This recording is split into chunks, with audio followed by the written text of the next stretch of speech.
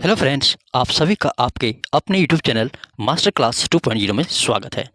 Friends, आज हम लोग क्लास 10 के हिंदी विषय के वीकली टेस्ट जो कि 11 नवंबर को होने वाले हैं, उसके कुछ महत्वपूर्ण प्रश्नों को डिस्कस करेंगे जो कि आपके लिए काफ़ी ज़्यादा इम्पोर्टेंट होने वाले हैं। तो चलिए वीडियो को स्टार्ट करते हैं।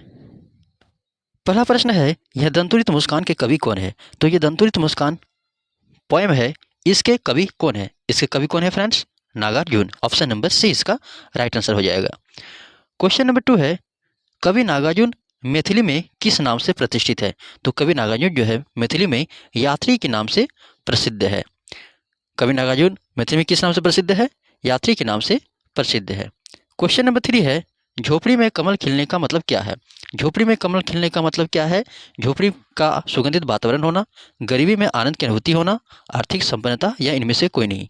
तो झोपड़ी में कमल खिलने का मतलब होता है फ्रेंड्स, गर्मी में भी आनंद की अनुभूति होना। ऑप्शन नंबर बी इसका राइट आंसर हो जाएगा। क्वेश्चन नंबर 4 है, बच्चों के स्पर्श मात्र से क्या परिवर्तन हुआ? क्या बच्चों की स्पर्श मात्र से कमल के फूल खिलने लगे, शेफालिका के फूल झड़ने लगे, बबूल के पत्ते गिरने लगे? तो बच्चे की स्पर्श मात्र से ही शेफालिका के फूल झड़ने लगे। ऑप्शन नंबर बी इसका राइट आंसर हो जाएगा।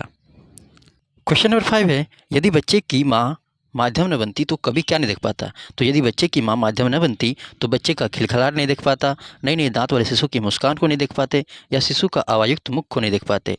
तो इसका राइट आंसर क्या हो जाएगा फ्रेंड्स? ऑप्शन नंबर बी, यानी कि नई नई दांत वाले शिशु की मुस्कान को नहीं देख पाते। क्वेश्चन नंबर 6 है, शिशु को मधुपर्क का पान कौन कौन कराता है? तो शिशु को मधुपर्क का पान कौन कराता है फ्रेंड्स? उसकी माँ। ऑप्शन नंबर ए इसका राइट आंसर हो जाएगा।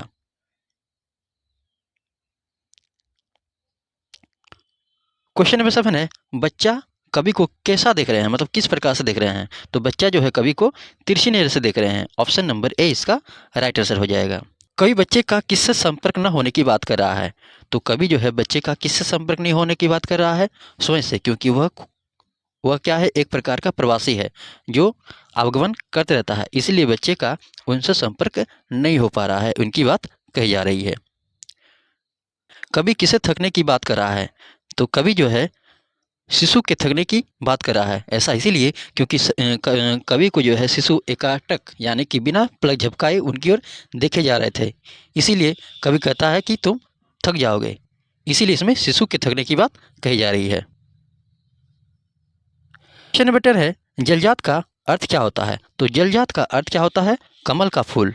कमल का फूल का अर्थ मतलब क्या होता है? जलजात। जलजात क्या है? कमल का पर्यायवाची शब्द है। बहुत ही ज़्यादा इंपॉर्टेंट होने वाला है ये प्रश्न, इसे याद रखिएगा। क्वेश्चन नंबर 11 है, फसल कविता के कवि कौन है? तो फसल कविता के कवि भी कौन है फ्रेंड्स? नागार्जुन। नागार्जुन के द्वारा ही जो है फसल और दंतुरित मुस्कान दोनों के दोनों टॉपिक लिखे गए हैं। क्वेश्चन नंबर 12 है, फसल किसका बदला हुआ रूप है? तो फसल जो है सूरज की किरणों का बदला हुआ रूप है। ऑप्शन नंबर बी इसका राइट आंसर हो जाएगा। क्वेश्चन नंबर 13 है, कवि के अनुसार फसल क्या है?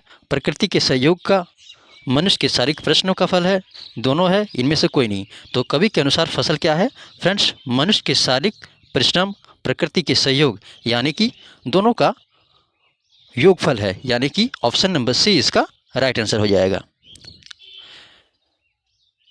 क्वेश्चन नंबर 14 है, मिट्टी का गुणधर्म किसे कहा गया है? तो मिट्टी का गुणधर्म किसे कहा गया है? जल को, फसल को, हवा को, धूप को। तो मिट्टी का गुणधर्म फसल को कहा गया है। ऑप्शन नंबर बी इसका राइट आंसर हो जाएगा। अगला प्रश्न है, कवि नागार्जुन का वास्तविक नाम क्या है? तो कवि नागार्जुन का वास्तविक नाम क्या है friends? Vaidyanath. Option number A इसका राइट आंसर हो जाएगा। क्वेश्चन नंबर 16 है, कृषि में फसल को किसके स्पर्श की महिमा बताई गई है? तो फसल को स्पर्श की महिमा किसकी बताई गई है? हाथों की स्पर्श की महिमा बताई गई है। ऑप्शन नंबर सी इसका राइट आंसर हो जाएगा। फसल किसके सहयोग का परिणाम है?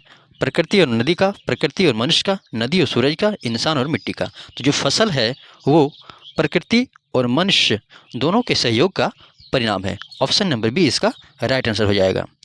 क्वेश्चन नंबर 18 है, फसल को थिरकना कौन सिखाता है? तो फसल को थिरकना कौन सिखाता है? हाथ, पानी, सूरज, हवा। तो फसल को थिरकना हवा सिखाते हैं। हवा की हिलोरी जब लेती है तो फसल क्या करते हैं? लहलहाती है, इसीलिए फसल को थिरकाना कौन सिखाते हैं? हवा। तो प्रश्न नंबर 18 आपका समाप्त हुआ। ये आपके कुछ बहुत ही ज़्यादा इम्पोर्टेंट ऑब्जेक्टिव प्रश्न थे।